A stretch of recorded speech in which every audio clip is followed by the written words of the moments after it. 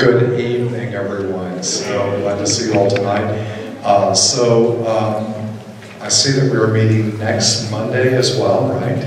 So, and then we don't have another one for about a month or something. So, believe it or not, we're moving quickly through key figures who have forever shaped Christianity. So tonight we're going to be looking at the soldier for Christ, Saint Ignatius of Loyola. So, he had quite a profound story, which I'll get into in a moment, but let's start with prayer. In the name of the Father, the Son, and the Holy Spirit. Amen.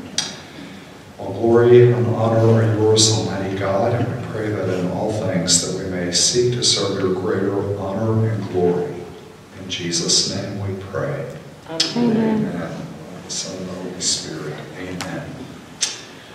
All right, so I've deliberately tried to pick some of the key figures in the history of Christianity that once they were part of the Christian story have left a permanent mark upon that story. And I think one could easily argue that St. Ignatius has done that. So he is the creator or the founder of what we call today the Jesuits, the Society of Jesus. Probably a better translation, I'll explain it later, is probably the Company of Jesus. So we'll look at some of that. Ignatius was born and grew up near the Pyrenees Mountains in a section of modern Spain at a castle in Loyola, and that's where he grew up. And as a young person, born in 1491, a significant year if you connect the dots. Europe is beginning, it's on the very edge of a exploration of the world. The Jesuits will be greatly involved in that. So he was certainly a man of his time. We looked at last week the figure of Martin Luther, a contemporary of Ignatius, and also the threads of Ignatius and what he founds in the Jesuits will definitely impact the Catholic response to the Reformation that we looked at last week. So, a few things about Ignatius.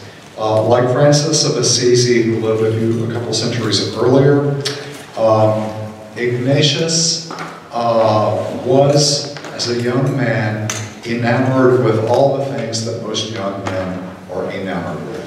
So he was drawn by dreams of pleasure, of wealth, of women, of prestige, and honor. Growing up in a castle environment, he wanted to be a great soldier. So he had dreams of wealth, of power, riches, all the things that many young men dream of. So what happened to him? So he had an experience in 1521. So about 30 years of age, if my math is correct, that would forever change him. What happened to him? He was in a battle and got struck in the knee by an artillery cannonball, I think it was, and it busted his leg up. So, like, if you remember the story of St. Francis, St. Francis always loved the nicer things of life, but ended up getting imprisoned. Well, Ignatius didn't get captured and imprisoned, but he was severely wounded, and his recovery was arduous, long, and slow. So it was that pivotal, painful period of his life that became the crucible for him of his experiences. It would transform him as a person over the long haul. So I want to, the story is told that Ignatius, we brought lots of books tonight, that Ignatius, one of the things that he enjoyed doing, wanted to do in his recovery, were to read what we would call the novels of his day that had to do with romance and chivalry. So, but he was kind of trapped in a castle with very devout Catholics, and they didn't have any of that kind of literature for him to read in the castle. So, I'm going to read an account from the words of Luis Gonzalez from the life of St. Ignatius from his own words. So Ignatius was passionately fond of reading worldly books of fiction and tales of knight errantry. When he felt he was getting better, he asked for some of these books to pass the time. But no book of that sort could be found in the house. Instead, they gave him a Life of Christ and a collection of the lives of the saints written in Spanish. By constantly reading these books, he had to do something for entertainment when he couldn't move around a lot. He began to be attracted to what he found narrated there. Sometimes in the midst of his reading, he would reflect on what he had read. Yet at other times, he would dwell on the many things which he had been accustomed to dwell on previously. So, the daydreams of the young man in him. At this point, our Lord came to his assistance, ensuring that these thoughts were followed by others which arose from his current reading. Now note this carefully. While reading the life of Christ our Lord and the lives of the saints, he would reflect and reason with himself, what if I should do what St. Francis or St. Dominic did? In this way, he let his mind dwell on many thoughts. They lasted a while until other things took their place. Then those vain and worldly images would come into his mind and remain a long time. The sequence of thoughts persisted with him for a long time. So this young man, used to thinking about wealth and women and fame and fortune and being a successful soldier, spent most of his early life thinking about those kinds of things. Now he is reading books in his suffering and recovery about Jesus and things he did and the lives of the saints. So his mind was like a movie screen to go back and forth between reflecting on those two different types of realities. I think it's fair to say Ignatius had a pretty vivid sense of imagination. He will later counsel those who would be formed by the spiritual exercises to use that imagination in prayer. So Ignatius, however, noticed there was a difference. When he reflected on worldly thoughts, he felt intense pleasure. But when he gave them up out of weariness, he felt dry and depressed. So as he thought about wealth or women or worldly success, while he thought about those things, he had this kind of pleasure. But when he tired of thinking about it afterwards, he would feel empty or depressed on the inside. Yet when he thought of living the rigorous sort of life that he knew the saints had lived, he not only experienced pleasure when he actually thought about it, but even after he dismissed these thoughts, he still experienced great joy. So as he thought about those good and virtuous things, he felt also intense pleasure, but afterwards, after he gave up those thoughts, the pleasure, the joy in him would continue, unlike the other kinds of thoughts. He did not pay attention to this at first, nor did he appreciate it until one day, in a moment of insight, he began to marvel at the difference. Then he understood his experience. Thoughts of one kind left him sad. He will call these kinds of thoughts, lead him to desolation. So that's the famous Ignatian spiritual term. The other thoughts, full of joy, what he would call in the exercises, consolation from God. And this was the first time that he applied a process of reasoning to his religious experience. Later on, when he began to formulate his spiritual exercises, he used this experience as an illustration to explain the doctrine he taught his disciples on the discernments of spirits. All right, so you could say that what really was happening to Ignatius was a conversion to Christ. So, and he began to notice the difference. Thinking about the former way of life led him to pleasure while he thought about it, desolation, sadness afterwards, emptiness. Thought about other kinds of thoughts, virtuous, good, loving, noble, following Christ, the example of the saints. Joy when he thought about it, joy remained with him. Thus he began to discern what he would call the different movements or the different spirits that affect the human heart. So that he became what we would call a master of the discernment of spirits. Became very aware of how God works in the human soul, drawing us to that which is good and noble, and how the enemy works, trying to draw us away from the things of God toward things that are less important, that don't really matter. So that's a key moment in his life that will forever shape him.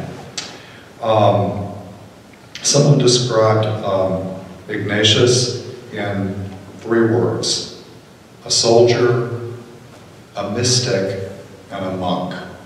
But he was very different than a typical soldier, very different than a typical mystic, and very different than a typical monk. So what happened was Ignatius went through this intense period of reflection, and he went to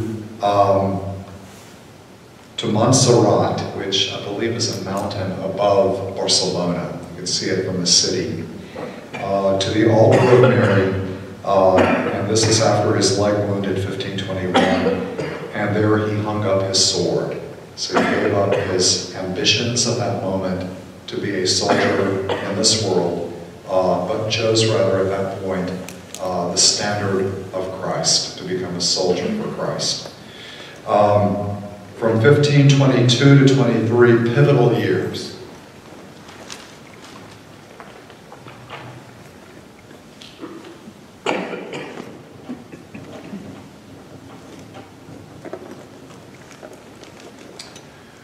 Those years he spent in prayer and meditation for a year in the monastery of Manresa. And so after having had this profound conversion experience in recovery, giving up his allurements of this world, this way of life, he spent basically a year in sort of a spiritual time of preparation. And it was there in that year that he wrote what are called the spiritual exercises.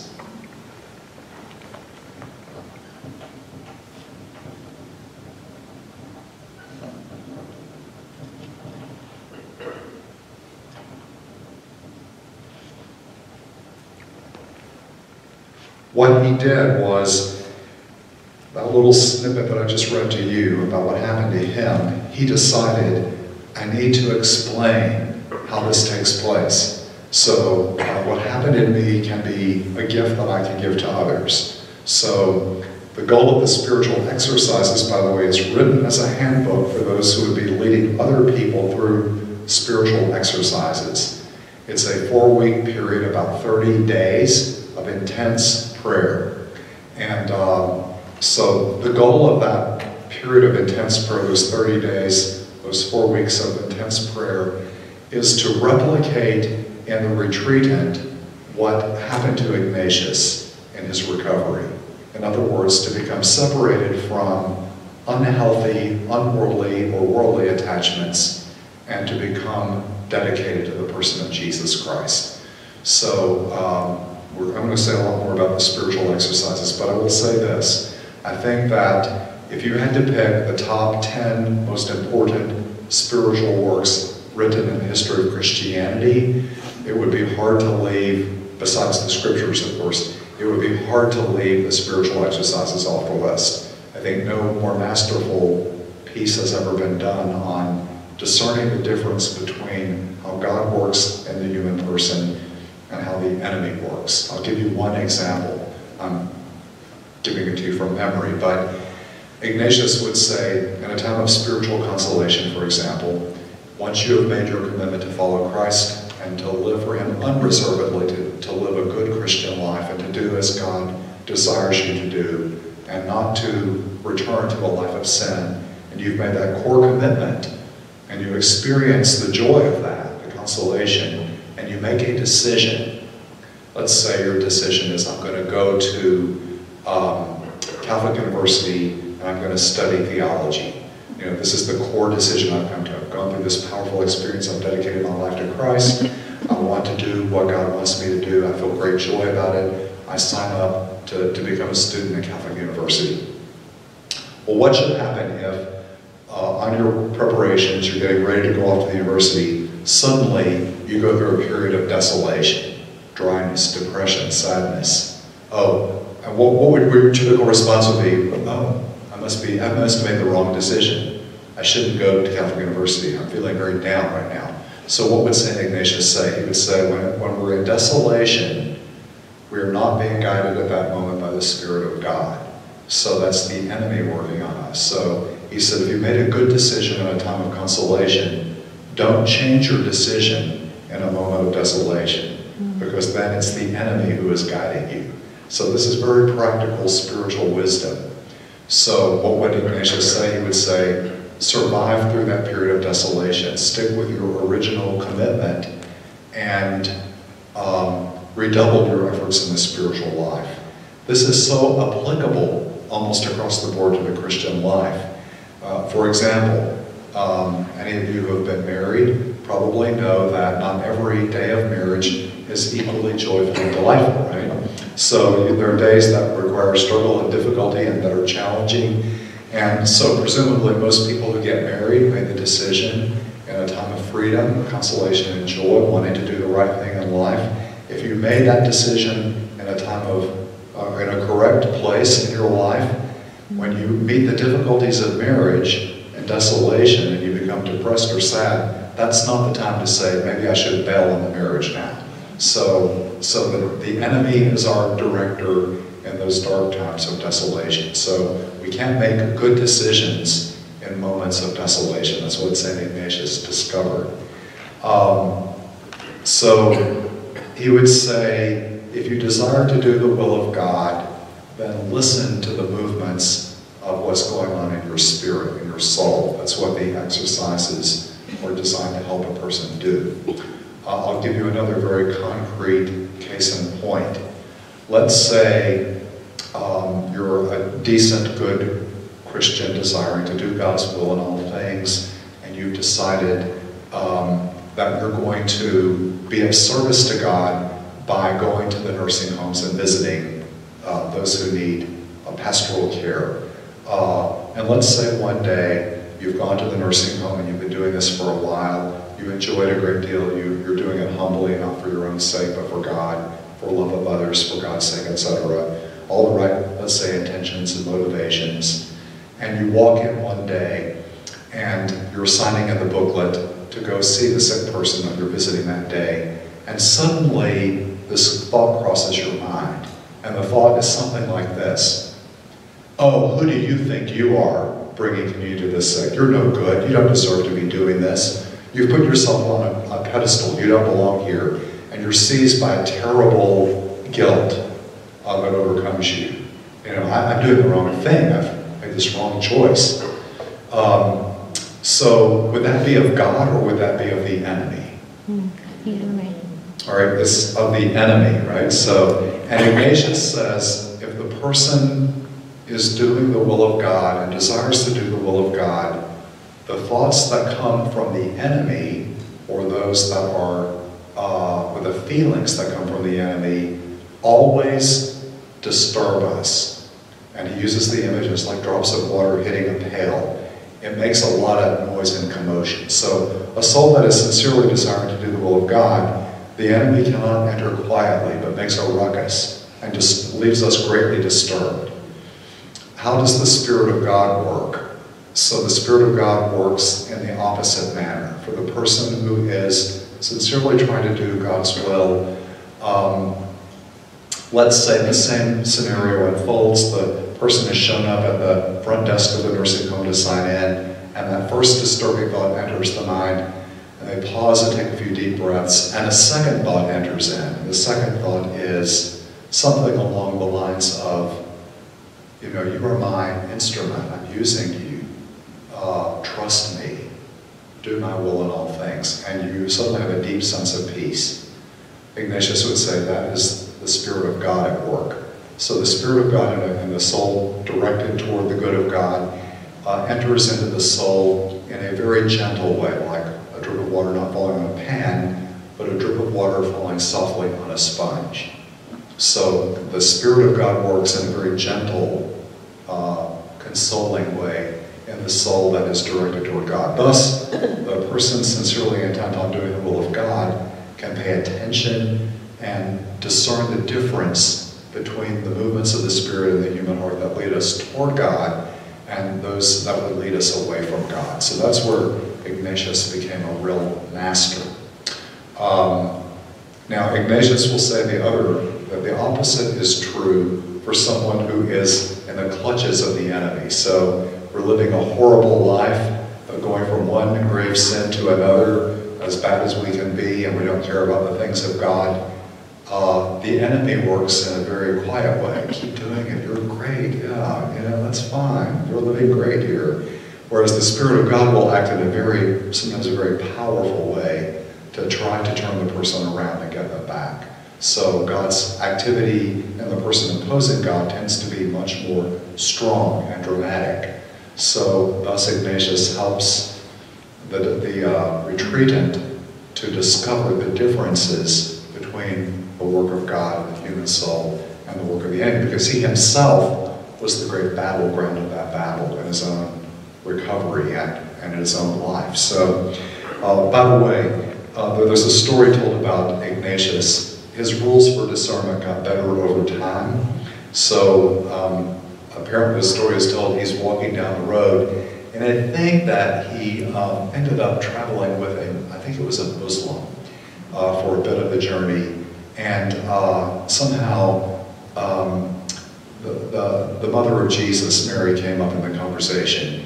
And so Ignatius had a simple approach to discernment in those days. He said, if this person speaks irreverently of Mary, and he takes the left-hand fork, I'm going to kill him, or something like that. But if he takes the right-hand fork, I'll let him live. So that was not very good spiritual discernment. So his later methods of discerning God's will became much more finely tuned. So I think there's a lesson in that for all of us, that in initial religious fervor, sometimes we're not as prudent or astute spiritually as we could be, and as we might be later in life if we continue to mature spiritually. So after his year of writing the spiritual exercises, I'll say more later about them, he spent the next 10 years in studies.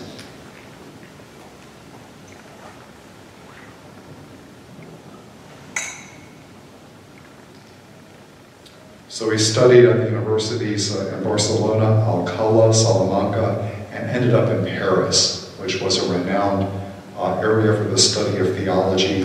And it was there in 1534, another key date,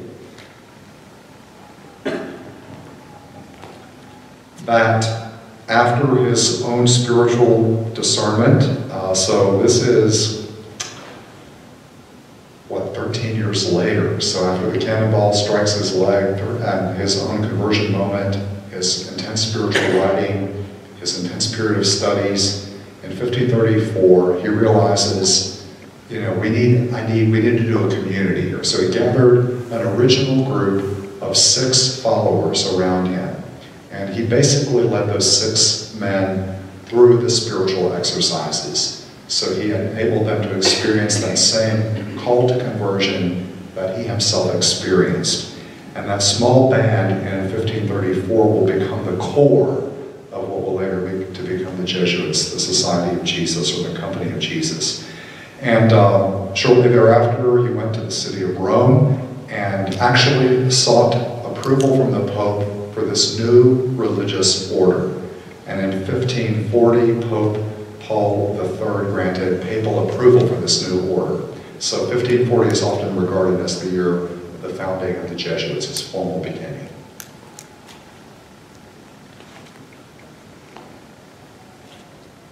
A few things about the Company of Jesus, or the Society of Jesus.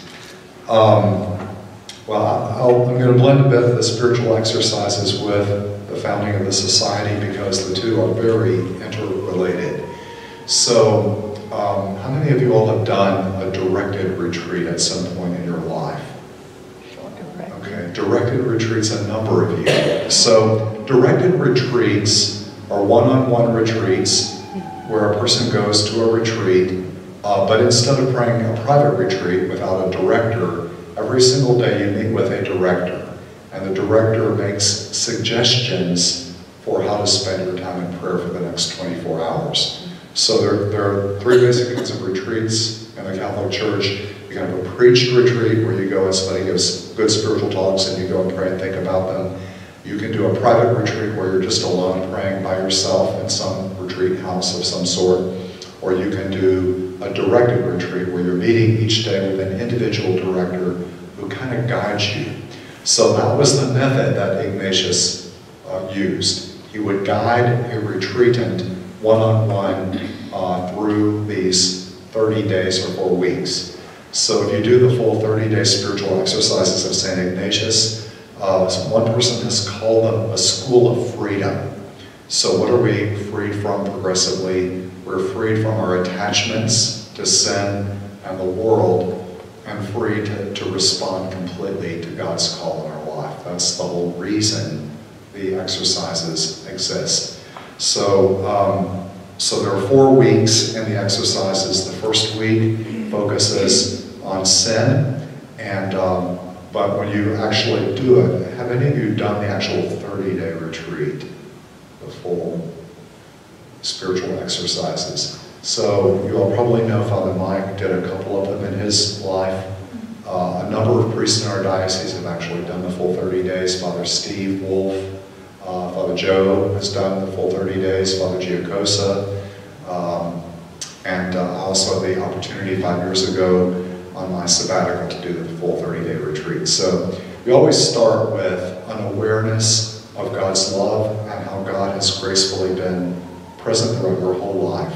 So the start of the retreat is always looking back at God's basic His faithfulness through your whole life, seeing how the story of God has been at work in your own story during your lifetime. But once you do that, you look, it's the first, probably if you've never done something like that, then you spend the first week looking at your own sinfulness. And so it's probably the most thorough probing look at one's own life of how we have failed God. It's a lifelong search for all the ways that we have sinned. And this is designed to, not to beat a person up, but to help us to see the patterns that separated us from God so that we can be freed from such things more completely going forward in the future. So it's a standing as a sinner before the face of God's infinite mercy, and really the goal is to heal one of the attachment to sin so that one is able to be free to say yes to God fully. I want to share with you at the beginning because it's really pivotal. This is a copy of the spiritual exercises. By the way, I don't believe it's a book that's been written to be read, like a book, a spiritual book to read. There are many wonderful books like that. It was written by Ignatius as notes to help a retreat director to guide a retreatant through the exercises. So it's like an instruction book. This is what you do now. Here's what you do the next day. This is some of the things you teach the person at this point. But it's sort of focused on what Ignatius calls the principle and foundations. I'm going to read a kind of a contemporary translation of that. So human beings, all of us, are created to praise, reverence, and serve our God and Lord, and by means of doing this, to save our souls. What does that sound like? Catechism. Sounds like the catechism, yeah. So basic catechism. Why did God make us? To know Him, to love Him, to serve Him in this life, and to live forever with Him in the next. So Ignatius is a very traditional thinker. He's not creating things out of a box. So human beings are created to praise, reverence, and serve God our Lord, and by this means to save our own souls. So in serving and praising and glorifying God, our own souls are actually thereby saved. The other things, all created things on the face of the earth, are created for human beings to help us in the pursuit of the end for which we've been created. So we think about it that way. We're created to love, to serve, and honor God, and thus save our own souls. Everything in creation that's before us, every created reality, has been given to human beings to help us to arrive at that purpose, or that end for which we've been created. From this it follows that we ought to use these things to the extent that they help us toward our end, and free ourselves from them to the extent that they hinder us. So if anything in this creation helps me to move in the direction of God, praising, glorifying, and serving God, I should not feel any compulsion about using or enjoying that created thing. But if it's leading me away from God, away from the purpose for which I've been created, I need to let go of that.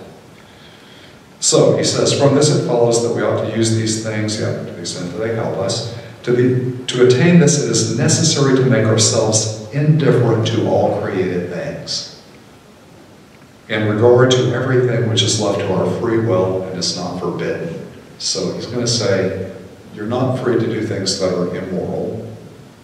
That's the starting point. You're obliged to live your obligations in life. So in other words, if you're a married person, he's not saying you're free to leave your wife or husband behind. He's saying if you've made some obligation, that's to be respected. But apart from those things that lead you to sin or your obligations, you should have a certain indifference to all created things. In other words, I'll use a very concrete example. If my goal is to be free to love, serve, and praise God, then no created thing should get in my way. So if drinking alcohol for me is destructive and leads me away from God, then I shouldn't use it. If it's leading me to become the person that God created me to be, I'm free to enjoy it. But he says we have to be indifferent towards such a created thing. In other words, I can't have a pre-existing attachment. So am I free enough to say, it's okay for me either to have a glass of wine or not to have a glass of wine, to enjoy that creation or to say I will abstain from that creation. So, in regards to all created things, therefore, we should be indifferent. In regard to everything which is left to our free will and is not forbidden. Now, some things are forbidden. Right? For example, it's not okay for me to have multiple wives and enjoy multiple women. I mention that specifically because, oddly enough, there was a program on NPR today about these people who claim that they're polymorphous, that they can love many people and they're not to be bound by one single wife. So we can't do things that are forbidden by the moral law. Consequently, Ignatius goes on to say, on our part, we ought not to seek health rather than sickness, wealth rather than poverty, honor rather than dishonor, a long life rather than a short one, and so on in all other matters. So Ignatius is trying to free the human person. So why is this so important? Because if I prefer to be healthy rather than sick, then I might not be free to do what God wants me to do. For example, I might not be willing to go to the hospital and visit the sick because I'm afraid I'll get sick and I prefer to be healthy. So I need to be freed from my attachment to good health so that I'm free enough to serve as God wants me to serve. So we shouldn't be in pursuit of a long life, wealth and honor, riches and health. In all matters, we need to have a certain indifference. So rather, he says, we ought to desire and choose only that which is more conducive to the end for which we are created. So we have to make that core decision. Am I here to live for God alone? If that's my purpose, then anything in this world that helps me to do that, I'm free to use. Anything that doesn't, I need to let go of. So if you take that seriously, and that's the purpose of the exercises, is to lead to that place in life where you're completely free.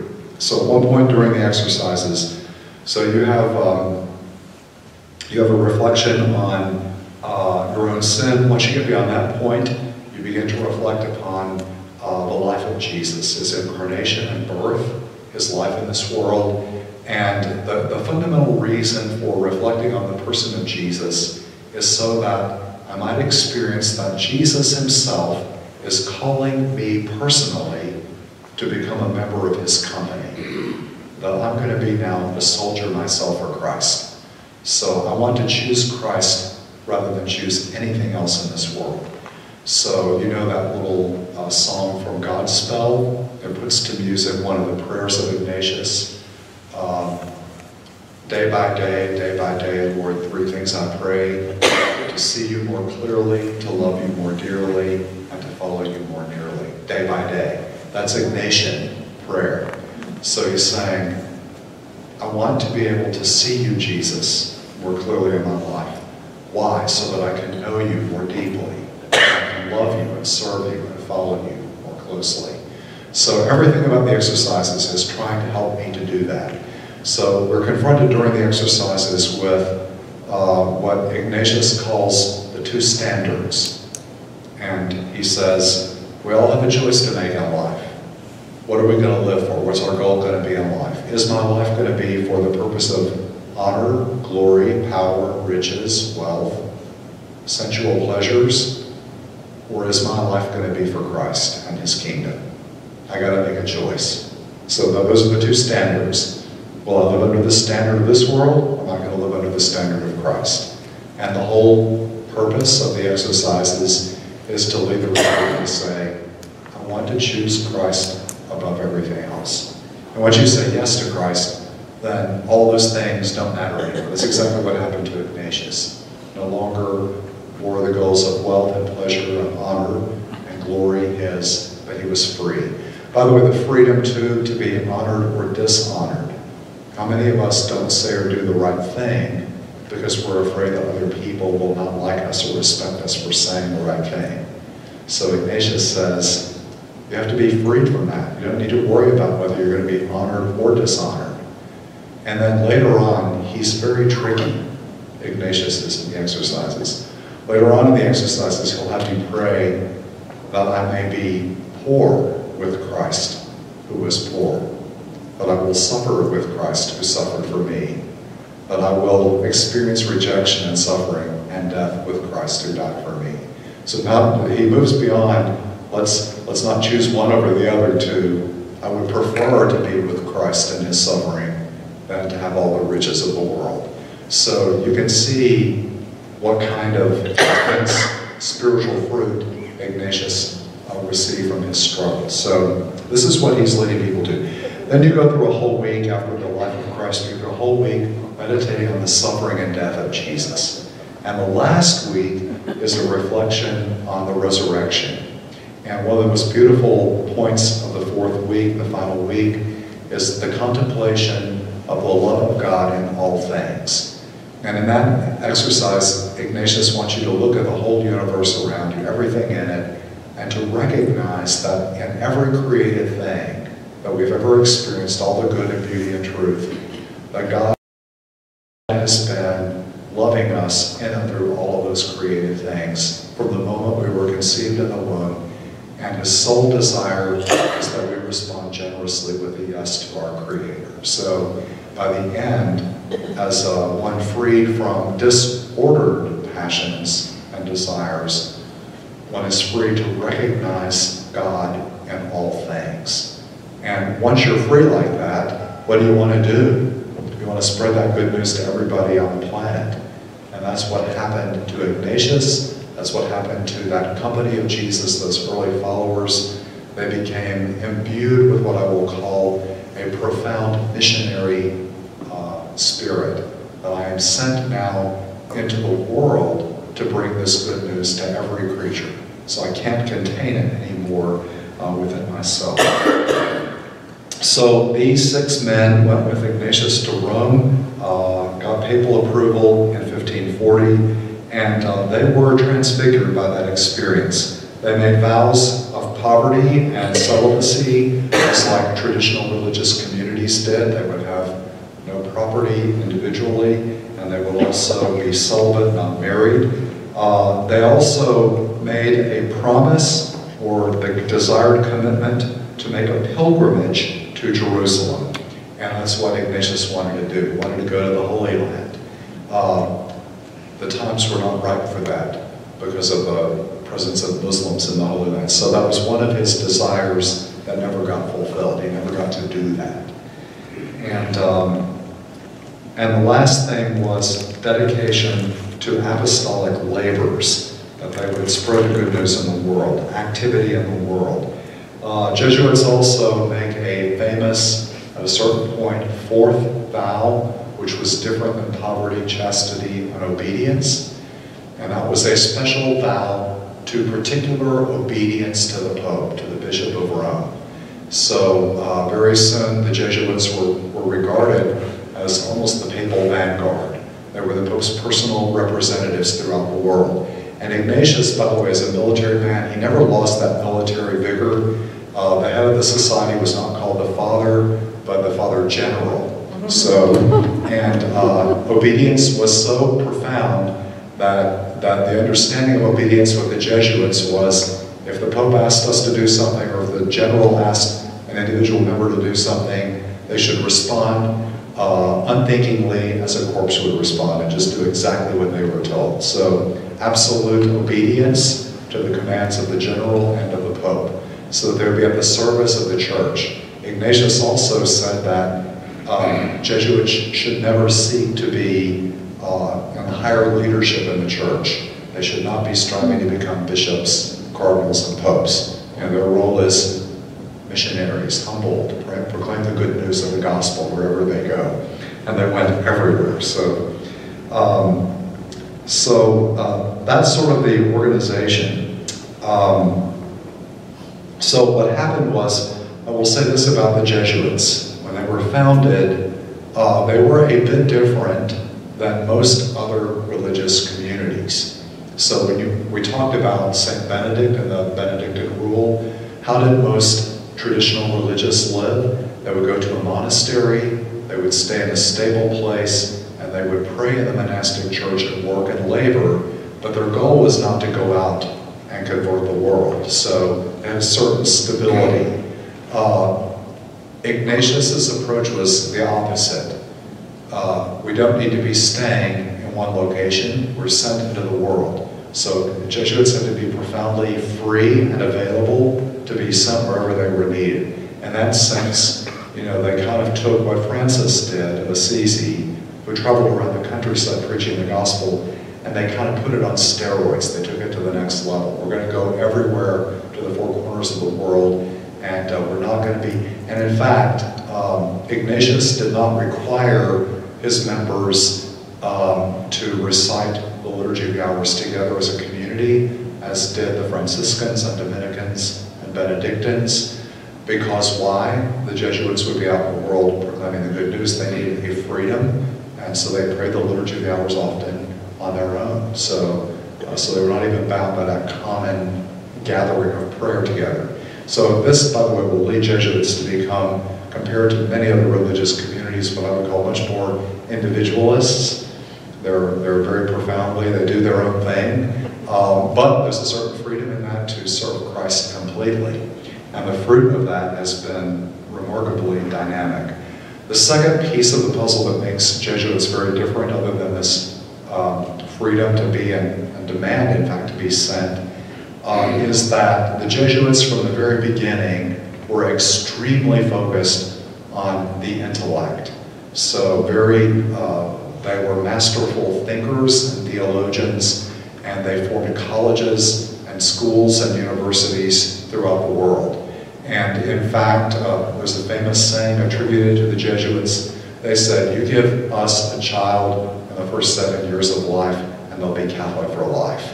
So we'll form them so well, so they formed a curriculum of studies that was at the top of its list in the world. And they used the humanities, the newly rediscovered Renaissance. So anybody that's ever been educated in a Jesuit place knows that they are renowned for their academic rigor and excellence. Any of you ever studied at a Jesuit school of any sort? So if you did, then you know they had high academic demands. So that was what they were known for. They were also, Ignatius was particularly drawn to, he wanted bright, attractive, charismatic people. So he wanted people who would be good salesmen for the gospel. So he wanted to take all the natural talents that would have drawn these young men to other professions and enlist them in the service of Christ. So Jesuits were often extremely intellectually adept. They have the longest period of formation of any religious community before they're ordained to the priesthood. Most of them get ordained in the end. So very long, rigorous, arduous period of preparation. Now, one of the things that, they took seriously the spiritual exercises. So I should prefer to be alive rather than be dead, to be honored rather than be dishonored. What does that mean? They will be fearless missionaries all over the planet. They will carry the gospel in places where they are unwelcome and rejected and would often suffer and die. I read somewhere that the list of Jesuit martyrs is over 1,000. So when you think about the last 400, 500 years, in a short window of time, relatively speaking, in the history of the church, that 1,000 members of that order have been martyred. It's that great freedom. I want to share with you a number of saints, aside from St. Ignatius himself. Probably the most famous Jesuit missionary is St. Francis Xavier. You've heard of him. He is the patron of missions for the Church Universal, and with good reason. Arduous, Francis Xavier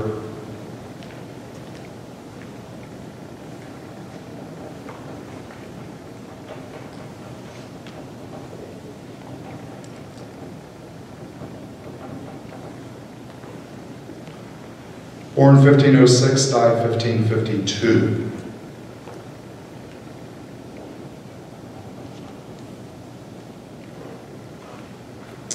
St. Francis Xavier was bright, extremely intellectually gifted, very charismatic, very attractive. So he drew people.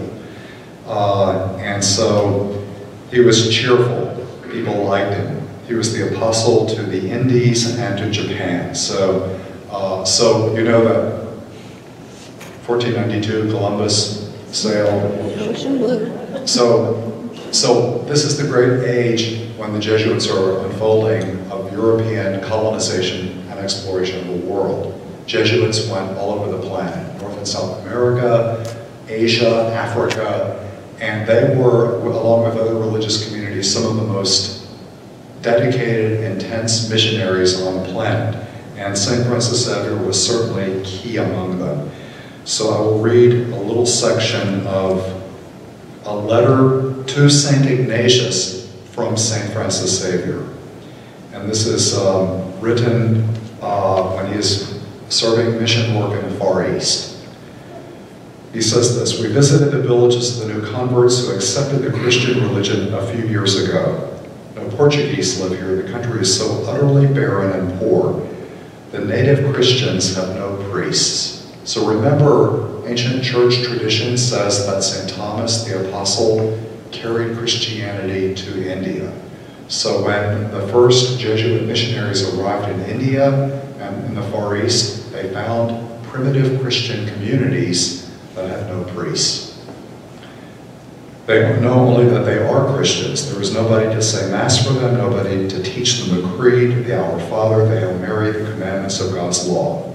He says, "I've not stopped since the day I arrived. I continuously made the rounds of the villages. I bathed in the sacred waters all the children who had not yet been baptized. This means that I've purified a very large number of children so young that, as the saying goes, they could not tell their right hand from their left hand.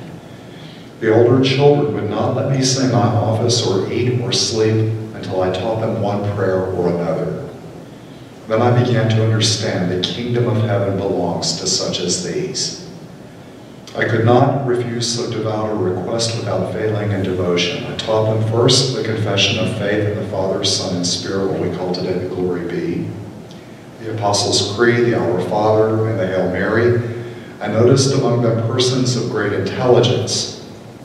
I will also add the Jesuits were brilliant in terms of when they arrived in the Far East and other places of the world. The first thing they did was learn the local languages. They learned the local customs. They learned the belief systems. They became enculturated and ate the foods that were given to them by the local population. They would, in fact, become a member of the community to which they were sent. And they would also often be connected with the wealthy, the rich, and the powerful. Anyone who had the ability to influence society, because in the ancient world, and even in those days, most traditional cultures, if the leader said we're going to choose Christianity, the whole culture went with them. So the Jesuits knew they had to get to the people who could make those things happen. So they were very effective in that way. So Francis goes on to say, if only someone could educate them in the Christian way of life, I have no doubt that they would make excellent Christians. Many, many people hereabouts are not becoming Christians for one reason only. There is nobody to make them Christian. Again and again, I've thought of going across the universities of Europe, especially Paris, and everywhere crying out like a madman, riveting the attention of those with more learning than charity. What a tragedy. How many souls are being shut out of heaven and falling into hell thanks to you. I wish they would work as hard at this as they do with their books and settle their account with God for their learning and the talents entrusted to them. You hear that missionary dedication and fervor.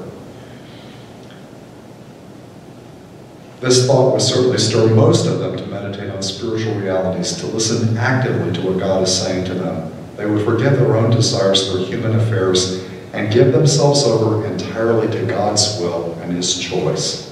They would cry out with all their heart, Lord, here I am. What do you want me to do? Send me anywhere you like, even to India. So that is the missionary vigor of the Jesuits put in words. So by the way, Ignatius, when he became the superior general, who was elected that for life, he wrote letters, personal letters, to Jesuits all throughout the world on mission, and they wrote back to him. So we actually have a large collection of letters that remain from his ministry.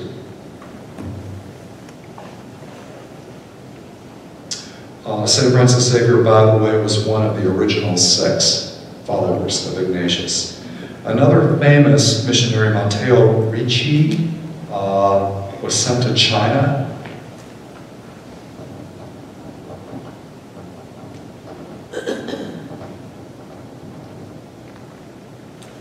And was also extremely effective. The sad thing is, that word got back to Rome that he was enculturating the liturgy and making it adapted to the local customs, and Rome forbade that. So it limited the missionary effectiveness, and you know that in the end, in both China and Japan, Christianity will be pretty severely persecuted and almost eliminated, although the fruit of the missionaries that went to Japan under centuries of severe persecution survived. So when missionaries arrived again in the 1800s at the opening of Japan, they found hidden Christian communities in Nagasaki that had preserved the faith without a priest and without mass for a while. The other element about the Jesuits is by the time Ignatius died in 1556, this will show you how quickly this movement took off. There were 1,500 members of the Society of Jesus at his death. So from the formation of the order in 1540, in the next 16 years, it went from 6 to 1,500. By 1626, there were over 15,000 Jesuits in the world. They had created 400 colleges by that point, and by 1749, close to the founding of our own country, they had already established 800 colleges worldwide. So you see not only the rapid missionary impulse of the Jesuits, but the creation of colleges and universities. Today, they have 4,000 schools throughout the world and 18 universities here in the United States of America. So you see that the impact of what Ignatius did has remained a major educational force. Think of places like Georgetown, for example. Mm-hmm. The high point of Jesuits, by the way, was 1964, numerically speaking, when there were over 36,000 Jesuits in the world. I also can't go through this chapter without mentioning a couple of important things. In 1773,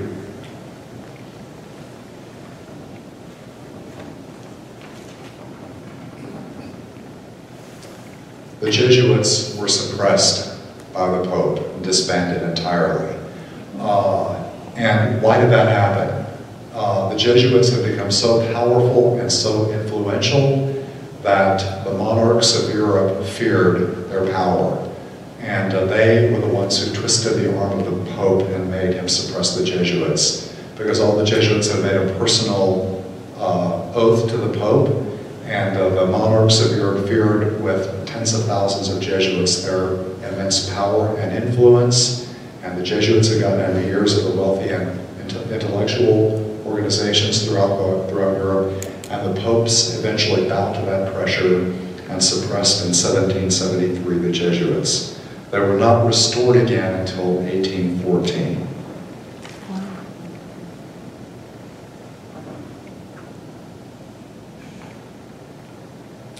They kept, by the way, Jesuits, I think it was in the eastern part of Europe or Russia, where the rulers didn't follow the orders of the Pope to suppress all the Jesuits, and they held on to their faith as Jesuits. They said, you know, we've been officially suppressed, but we will hold on to our way of life, we will not give it up. And they kept alive that spirit until the popes reinstituted the Jesuits in 1814. So a sad chapter in the history of the Jesuits. One Jesuit saint who would later be canonized never lived to see the restoration of the Jesuits. So he had to live through the disbanding of the Jesuits, but did not live long enough to see its reconstitution. The other thing I wanted to mention was, have you seen the film The Mission from the 1980s? So, you know, it gives you a good sense of how missionaries brought the gospel to the New World. And some of the most famous Jesuit martyrs, I mentioned there were over 1,000 of them, were the North American martyrs killed in Canada by the Native Americans. And I wanted to share a little piece of that. Well, my books tonight. So St. Isaac Jogues and John de Brebeuf, priests and martyrs, companions and martyrs. Between the years of 1642 and 1649, 8 members of the Society of Jesus were killed in North America. They're often called the first North American martyrs. After fearful torture by members of the Huron and Iroquois tribes. One of them, I can't remember which one, whether it was Isaac Jogues or John de Brebeuf, was actually tortured by the Indians and captured and got back to France, but desired to come back to the New World, to come back to the American Indians and spread the gospel. So propelled were they by love for those that they were called to reach out to and by the gospel, that they knew that they were putting themselves in harm's way, but the spiritual exercises lead us to freedom from worry about ourselves, and that's what they lived out day by day. So this is from the spiritual diaries of St. John de Brebeuf, priest and martyr. He says, for 2 days now I've experienced a great desire to be a martyr and to endure all the torments the martyrs endured. Jesus, my Lord and Savior, what can I give you in return for all the favors you've conferred on me? I will take from your hand the cup of suffering and call on your name. I vow before your eternal Father and the Holy Spirit, before your most holy Mother and her most chaste spouse, before the angels, apostles, and martyrs, before my blessed Father, St. Ignatius and St. Francis Xavier. In truth, I vow to you, Jesus, my Savior, but as far as I have the strength, I will never fail to accept the grace of martyrdom. If someday you, in your infinite mercy, should offer it to me, your most unworthy servant. I bind myself in this way, so that for the rest of my life, I will have neither permission nor freedom to refuse opportunities of dying and shedding my blood for you, unless at a particular juncture I should consider it more suitable for your glory to act otherwise at the time. You hear the freedom, the foundation right there. You know, God, if it's your will that I be alive, okay, that's fine. If it's better that way. Further, I bind myself to this so that on receiving the blow of death, I shall accept it from your hands with the fullest delight and joy of spirit. For this reason, my beloved Jesus, because of the surging joy which moves me, here and now I offer you my body and blood and my life. May I die only for you, if you will grant me this grace, since you willingly died for me. Let me so live that you may grant me the gift of such a happy death. In this way, my God and Savior, I will take from your hand the cup of sufferings and call on your name, Jesus, Jesus, Jesus. My God, it grieves me greatly that you are not known, that in the savage wilderness all have not been converted to you. The sin has not been driven from it. My God, even if all the brutal tortures which prisoners in this region must endure should fall on me, I offer myself most willingly to them, and I alone shall suffer them all. So that's exactly what happened. He got martyred for the faith. So, so Tertullian, I think it was, said the blood of the martyrs is the seed of the church. And you see that with men that have that kind of core conviction, not even afraid to suffer and die for Christ, that they're infinitely free to carry the good news of Jesus into the world. That's why they were so successful. So I will also add that they've produced incredible theologians. Karl Rahner, the German Jesuit theologian, probably one of the greatest theological thinkers since the time of St. Thomas Aquinas, a theologian in the 20th century. His brother Hugo, who was also a philosopher and theologian, said to Karl Rahner one day, he said, you've written many books, he said, great works. He said, it's too bad you didn't write them in German, which is what they were written in. So very complex theologically. And of course, for the first time in the history of the church, we currently have a Bishop of Rome, a Pope, who is a Jesuit. So that has never happened. And it's interesting, he did not choose the name Ignatius, but Francis. So both Jesuits and Franciscans are grateful, I think, for that they have a Jesuit now who is a Pope, and also who honors St. Francis of Assisi. So I think it's easy to see that Ignatius's life, what he did, has left a permanent mark on the church, on the story of Christianity, the gift of the intellectual tradition of the Jesuits, their colleges and universities, their missionary spirit, their willingness to die for the faith, the gift of the spiritual exercises and directed retreats, and the ability to discern the spirits that belong to God or the enemy, are all profound gifts that have been given us as a lasting legacy from Ignatius. So, any questions or comments right now? The exercises, you mentioned who went to the exercises. Are they all male, and are they religious, only religious? The Society of Jesus, the Jesuits are all men? No, the exercises. Oh, the exercises are just a collection of directions for giving a retreat to any person. So anybody can do a Jesuit retreat and also make the exercises. Religious or non-religious? I've been to many Jesuit retreat houses. I did my 30-day retreat up in Massachusetts. There were men and women, young and old, religious lay people, and priests like me. Lots of women religious like them. So, yeah. Is the reason why the Jesuits left the missions in California and they were turned over to the Franciscans, is that because of the Pope's thing? I don't know anything about that. I thought the Franciscans were the original mission chain in California. Yeah, those are founded by Franciscans. Were the original. Okay, Yeah. I thought the Jesuits were the Yeah, Franciscans and Dominicans and other religious communities were also profound active in the missions, not just the Jesuits. So. You said that the Jesuits usually don't take the offices like the Pope, papacy, etc. Correct. At the time that Francis became Pope, how did that set with the Jesuits, do you know? I think that the Jesuits, when he was first elected, were cautious because they didn't know a lot about him. All of them, some of them knew him much better than others. But they know that the Jesuits should not have any ecclesiastical ambition. But I think overall they are very pleased with Francis. He was already a cardinal. Right. So that He was a cardinal, archbishop. Well, he had gotten permission from the general to be a bishop. Right. So normally they say no, but Pope John Paul II was the one who appointed him bishop and then I think a cardinal. So, yeah. Saint Ignatius lived at the same time as the Protestant Reformation. Oh, yes. Did he interact with that? All right, so this is very important. I forgot about that. Key thing about Jesuits.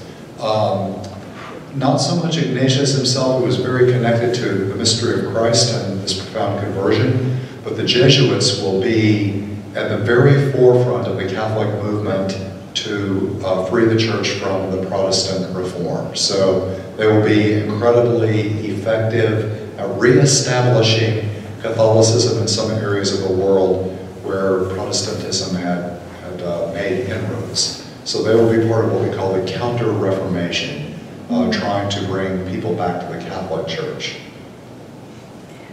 The restoration, what was the prompting for that? Did they find a need for, I mean, was it something that just naturally bubbled out from the Russia area, or? I'm not sure what led to the restoration of the Jesuits. That is a great question, but I don't know the answer. What was the connection with the Jansenists in France? There was some... Yeah, the Jansenists, and I will say this about the Jesuits. The Jansenists were kind of more puritanical than the Jesuits.